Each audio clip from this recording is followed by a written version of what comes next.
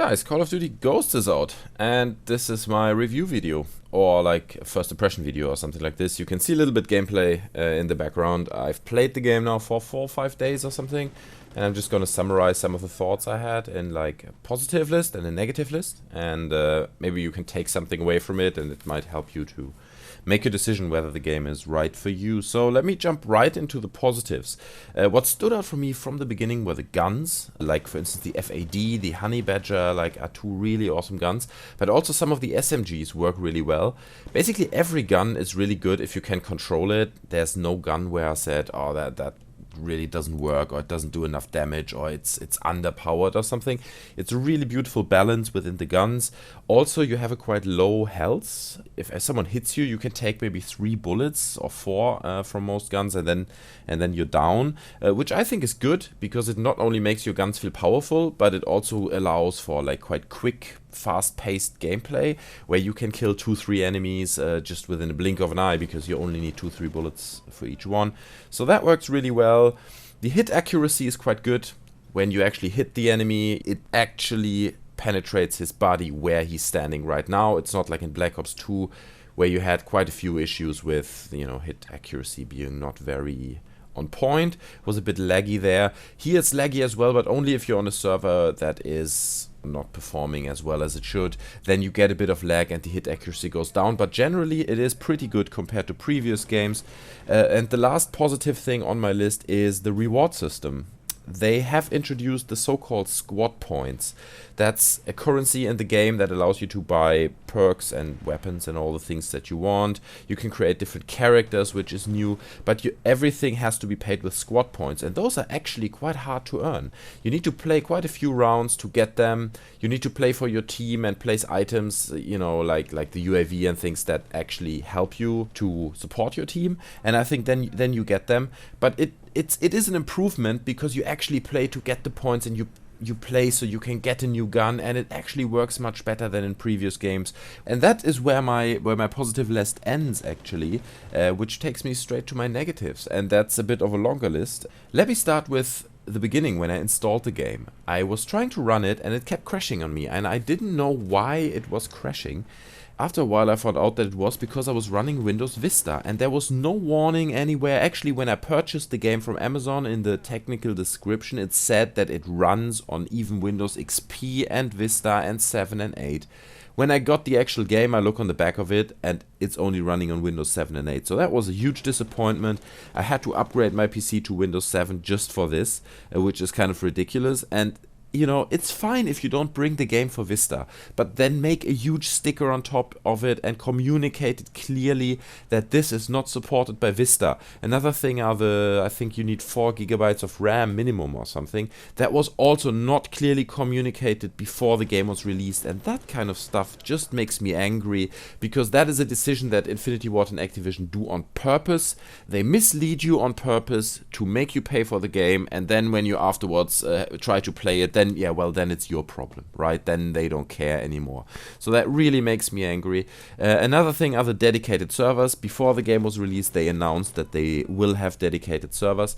Now it turns out to be the same as always, I feel. Yes, the hit accuracy is a bit better, but generally you just join the game, you click random match, and then you join some lobby, and it's the same than in all the previous games. It doesn't run better, or there are no dedicated servers as such. It's still a listen server system, so that makes me angry, because they promised it. They said there will be dedicated servers, or at least a mixture of dedicated and listen servers. In fact, I didn't see anything that hints towards a dedicated server, but instead they have COD accounts, right? It's an account that you can create, and it allows you to transfer your stats to the console, and you can join clans. And at that point I start to wonder, like, why would you have that if you don't even have proper dedicated server? Isn't it more important that the game runs smooth and that everyone can play without any lag and things like this? I think it is. So it seems a bit that Infinity Ward is wasting time on stuff that's not really important. Also, and that's actually my main concern about the game, they screwed a lot around with the engine. If you run the game in 1080p, it still looks washed out. It's hard to explain, but it doesn't look as crisp as previous Call of Duty games. On top of that, it stutters, and I know that people that have really powerful machines have the same problem. The game stutters, it doesn't run smooth, and that is the biggest failure ever, because I've said it in a previous video on my expectations to the next Call of Duties. 60 frames per second are what sells this game. Now Infinity Ward has broken with this. It doesn't run with 60 frames per second anymore, at least not consistently all the time. So that is a big issue. Part of the reason that the game is running slower and with low FPS might be because they have huge levels, like in no other Call of Duty game before. They have really big levels, which leads to a bit of more camping. You know, I have to say, people tend to camp sit in a corner because it's harder to control the environment. There can always be an enemy coming from any direction at any time, so people tend to camp more. But generally, I don't think the big levels are bad. They create a bit more diverse gameplay. You can run around, you have more places where stuff can happen to you, and it creates more immersion due to random events that just happen around you, you know, and it really works, you know. I really like that, the big levels. But if big levels means that the FPS will go down and that the performance overall is not as it used to be, then I don't want big levels, you know. Then please keep it away, then give me my small kind of stage set levels that are not very big, but at least they run smooth, because that is so essential to the game.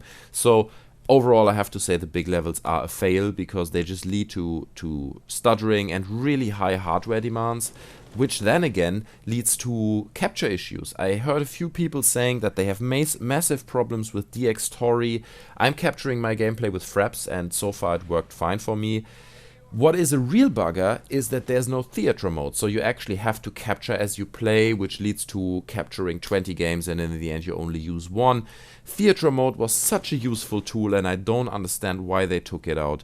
It's a real bugger. So you can see overall there are a few points that are really negative that lead to other negative points, and overall it just brings down the whole game. So Infinity Ward has made a lot of decisions that are just not really good.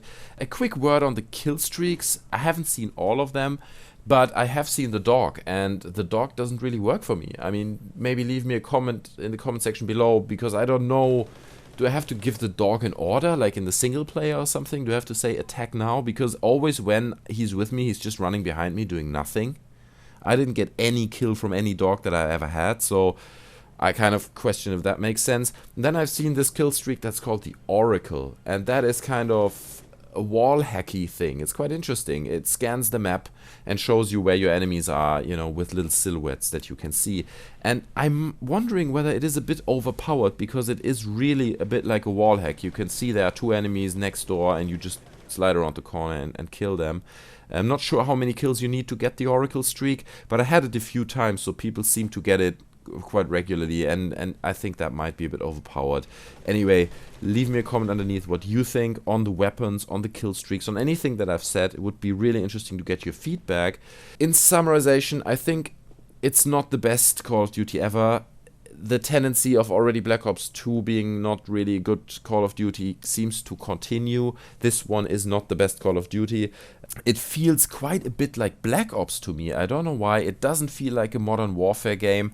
And the main concern, like I said before, is that they screwed up the engine. It's shaky, it stutters, it doesn't look better than the previous game, so there's no visual improvement. The whole game just seems to be a bit more unfinished. So I wouldn't recommend buying it at this point. You might want to wait until they might do a few fixes or patches, but to be honest, Infinity Ward and Treyarch as well, they don't have a long history in doing patches that fixes things like stuttering. They just don't care. They're gonna silence it like they always do. So maybe wait until there's a Steam sale with this game. I wouldn't buy it right now if you're on PC. So thanks guys for watching the video. Please like the video if you enjoyed it. Let me know your thoughts underneath, and I see you guys next time. Bye.